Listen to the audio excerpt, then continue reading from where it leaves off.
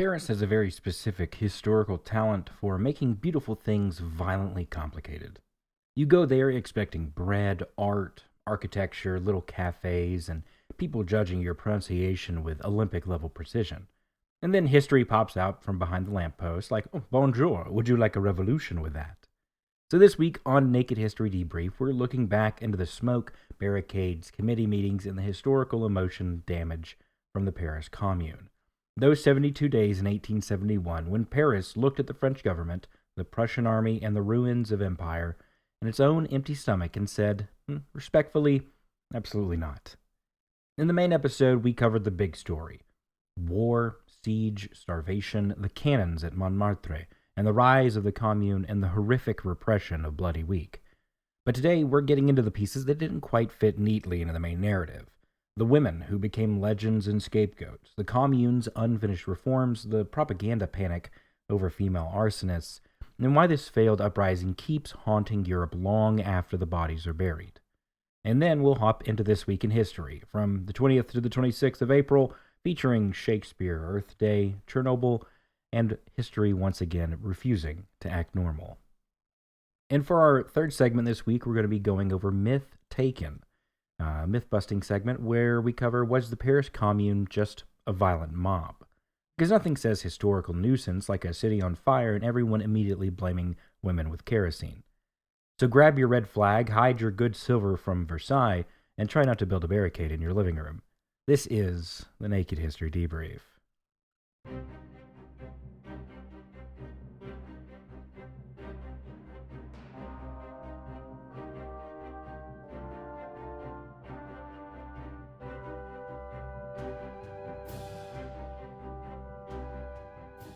Welcome back. This is Naked History Debrief, the companion commentary show where we pick up the historical crumbs, the strange side stories, corrections, the cut-for-dime details, and, oh my god, how did that not make it in the main episode moments from our regular episodes. And this week we're following up on the Paris Commune, the 72 days that shook Europe. A story that lasted just 72 days, but somehow contains enough politics, violence, ideology, gender panic, class conflict, and municipal paperwork to make your high school world history textbook quietly leave the room. The Paris Commune is difficult to summarize because it's not just one thing. It was a revolution, a municipal government, a civil war, a siege, hangover, a worker uprising, a Republican revolt, and a socialist symbol before socialism had fully settled into all of its later forms. It was also at times a chaotic committee with guns. And honestly, that might be the most historically accurate description of revolution ever offered. A chaotic committee with guns. Now, one thing worth clearing up, the Commune was not simply Paris goes communist. It's tempting because the word commune and later communist memory are obviously connected. Karl Marx wrote about it, Lenin studied it, and socialists and anarchists memorialized it. And later political movements treated it like a sacred ancestor. But in 1871, the Commune was not a neat Marxist government with a laminated 10-point plan and a gift shop full of red mugs. It was much, much messier. Inside the Commune, you had radical Republicans, Jacobins, Blanquists, mutualists, socialists, trade activists, secular reformers, you had neighborhood patriots, and peoples whose primary political position was probably, I've had enough of rich men making decisions while I eat rats. Which is a completely valid political platform. Now, some communards wanted deep social revolution. Some wanted local democratic autonomy, while some wanted to defend the republic against monarchists.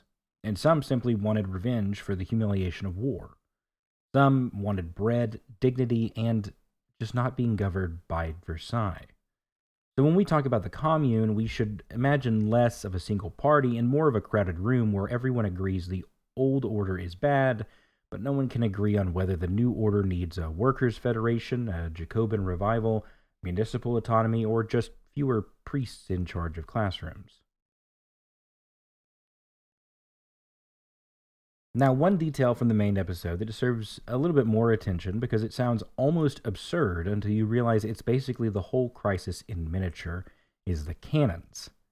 The immediate spark on March 18, 1871 was the government's attempt to seize National Guard cannons from Montmartre and other locations around Paris. And you might hear that and think, okay, sure, military equipment, obviously the state wanted it back. But for many Parisians, those cannons were not simply government property.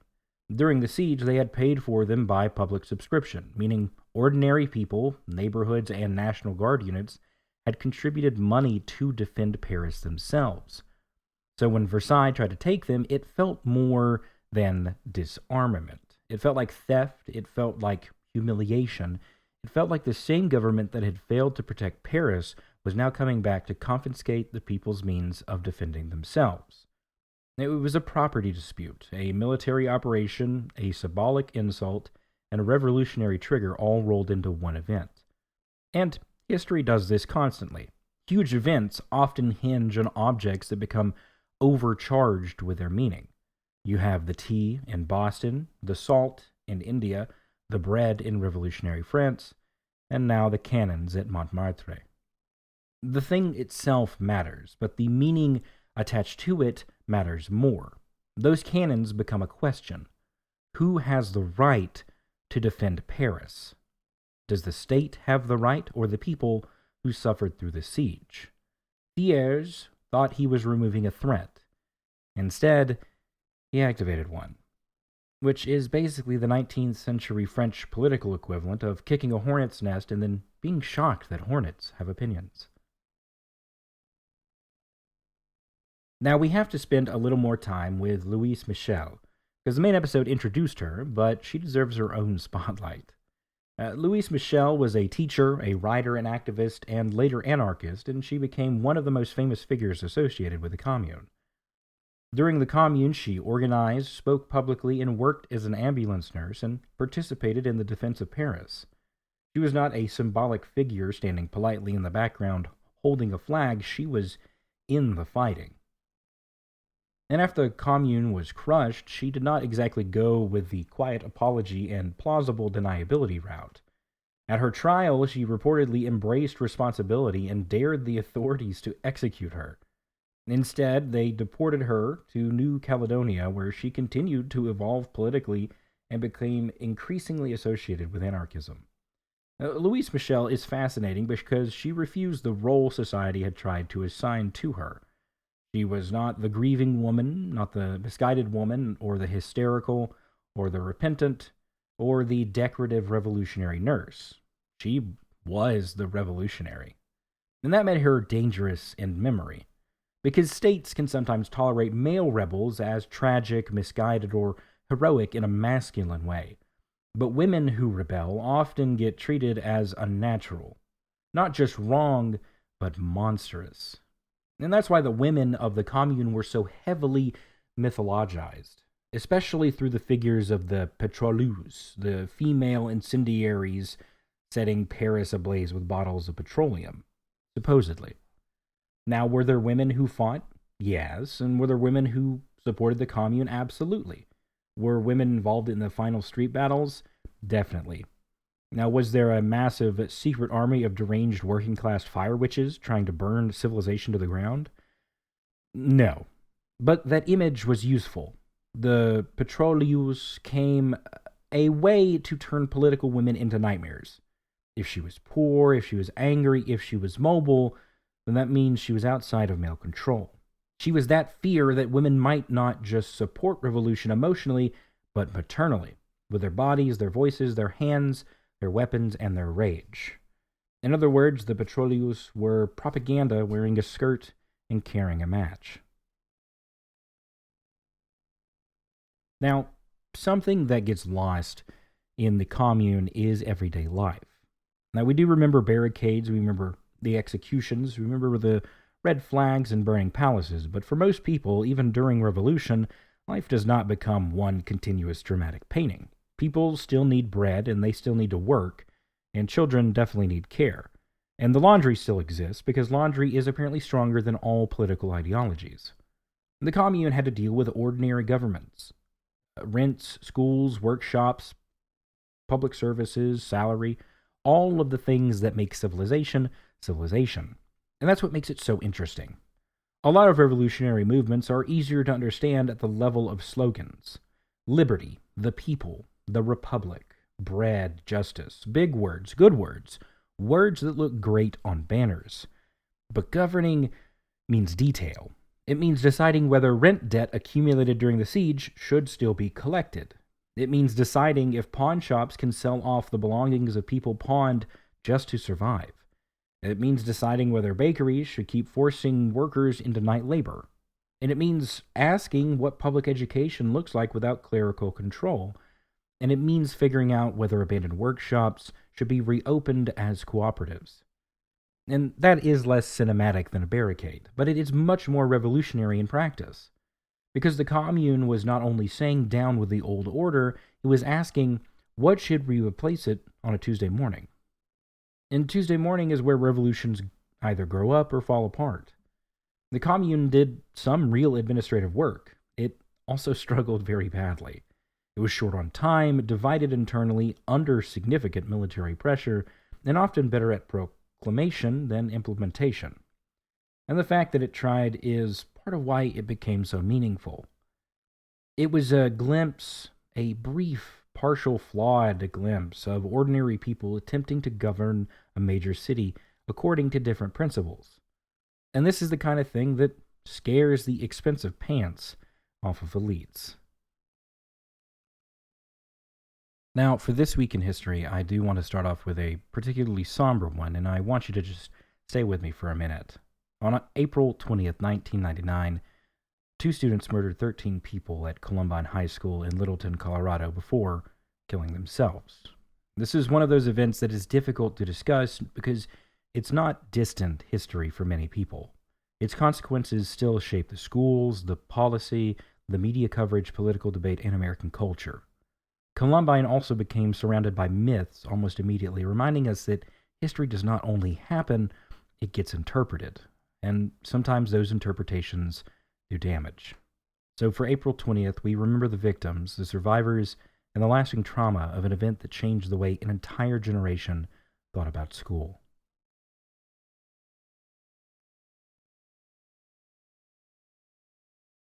Thank you for that. Now, on April 21st, in 1836, the Battle of San Juancito took place in what is now Texas. Forces under Sam Houston defeated the Mexican army led by General Antonio Lopez de Santa Anna in a battle that lasted about 18 minutes. Now, 18 minutes is shorter than a bad group text argument and somehow with much larger geopolitical consequences. The victory effectively secured Texan independence from Mexico, leading to the Republic of Texas. But the story is much messier than the heroic paintings. It is tied to slavery, settler colonism, Mexican politics, U.S. expansionism, indigenous depossession, and the future annexation of Texas. So yes, San Juancito was a short battle, but its consequences had very long legs. And history loves to do that. Quick event with a very massive hangover. On April 22nd, 1970, we have our first Earth Day. First Earth Day was actually held in the United States, with millions participating in teach-ins, rallies, demonstrations, and educational events focused on pollution, environmental damage, and ecological awareness. This was the era of smog, oil spills, pesticides, industrial dumping, and a growing realization that maybe treating the planet like an ashtray with zoning laws was not a sustainable long-term plan. Earth Day helped push environmental issues into mainstream politics. But, like many reforms, it didn't fix everything. But it did change the conversation, which is often where history begins to move. On April 23rd, 1616, Shakespeare dies in Stratford-upon-Avon. Well, possibly. We generally mark April 23rd as the date of his death, but it is also traditionally given as his birthday, which is either poetic or just the universe being annoyingly theatrical. Shakespeare leaves behind plays and poems that became foundation to English literature and global theater. And yes, the man gave English literature some of its most profound meditations on power, grief, jealousy, ambition, language, and morality. And he also wrote a lot of dirty jokes, which I respect deeply. Because Shakespeare understood something fundamental. Humans are tragic, they're poetic, they're violent. Horny, ridiculous little creatures, and sometimes the only honest way to write us is to include both murder and butt jokes. He was a true historian of the soul. On April 24th, 1800, the Library of Congress is established. It began as a congressional library meant to serve lawmakers after the U.S. government moved to Washington, D.C. Then, during the War of 1812, British troops burned the Capitol in 1814, destroying the original library, which is not ideal. Thomas Jefferson later sold his personal library to Congress, helping rebuild the collection and dramatically expanding its scope. Now today, the Library of Congress is one of the largest libraries in the world, preserving books, manuscripts, maps, recordings, photographs, films, newspapers, and digital materials. Basically, it is America's attic, but organized by professionals and with fewer boxes labeled miscellaneous cords. On April 25, 1990, the Hubble Space Telescope was deployed from the Space Shuttle Discovery. And like many great human achievements, it began with a problem. The telescope's mirror had a flaw, which meant the first images were blurrier than expected. Not ideal when your entire job is very literally seeing. But after a mission repair in 1993, Hubble became one of the most important scientific instruments ever launched, giving us extraordinary images of galaxies, nebulae, star formation, and the deep universe. It helps scientists study the age and expansion of the universe, the black holes, the cosmic structures, beyond anything visible from Earth. So yes, Hubble began with a whoops, but it turned into humanity's greatest windows into the cosmos. A beautiful reminder that sometimes history's biggest discoveries begin with someone quietly saying, "Oh, well, that's blurrier than we hoped." And finally, for our week in history, we cover April 26th in 1986. The reactor number 4 at the Chernobyl nuclear power plant explodes during a safety test in Soviet Ukraine.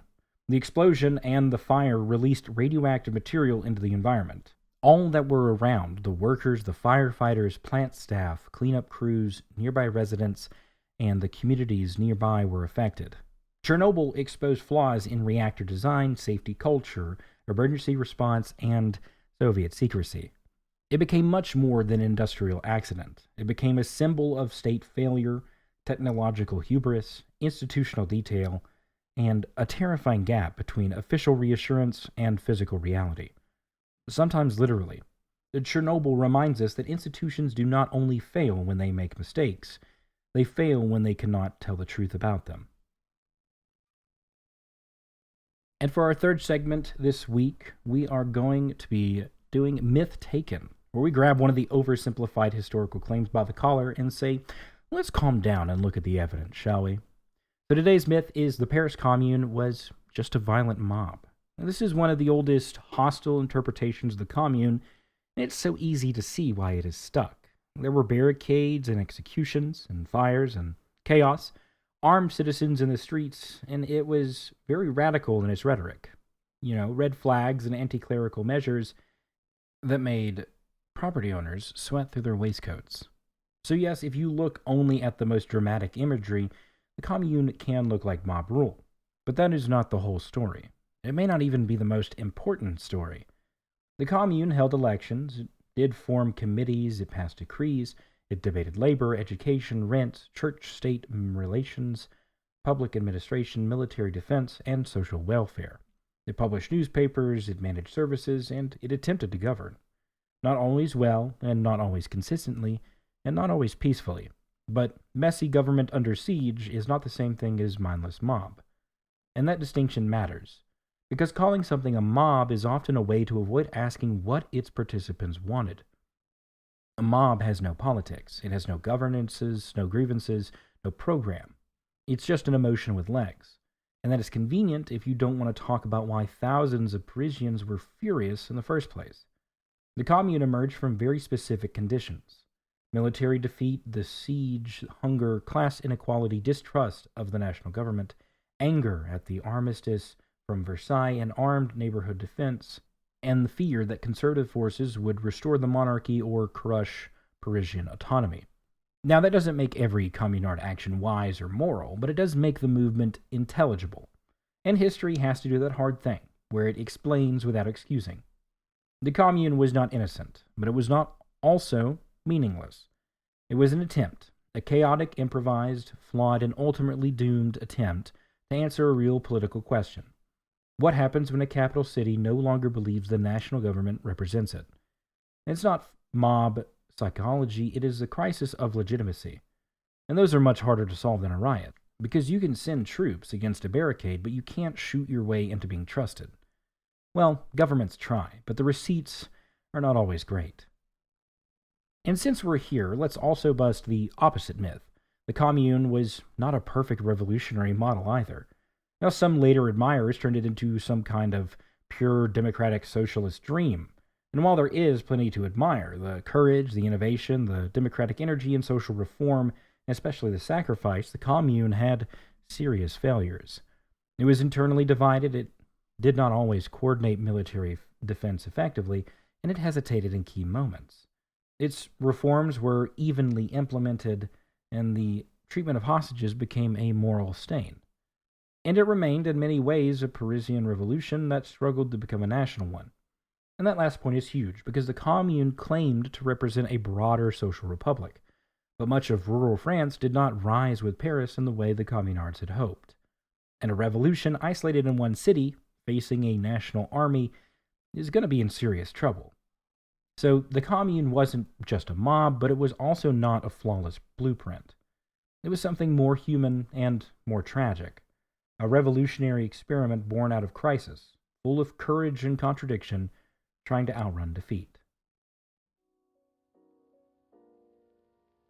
So that's it for this episode of Naked History Debrief. Today we followed the Paris Commune past the barricades and into its afterlife. Through cannons, Louise Michel, the women of the Commune, the pétroleuse panic, the unfinished reforms, and the myths that still cling to those 72 days like a smoke in a wool coat. And if there's one thing that the Commune reminds us, it's that history is rarely comfortable when viewed up close.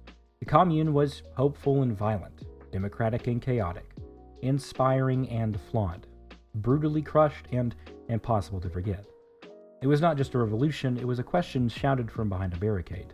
Who gets to govern the city? And the answer Europe gave back was cannon fire. Now, if you enjoyed this debrief, make sure you follow Naked History wherever you listen. Leave a review and share the show with someone who likes their history dramatic, messy, and lightly covered in revolutionary soot. And come back next time, because history always has another weird side door. So as always, I've been Dyllan Gassaway, and this has been Naked History Debrief, where we pick up the footnotes, shake them until something strange falls out, and reminds the past that we saw what it did. We'll see you next time. Have a good one.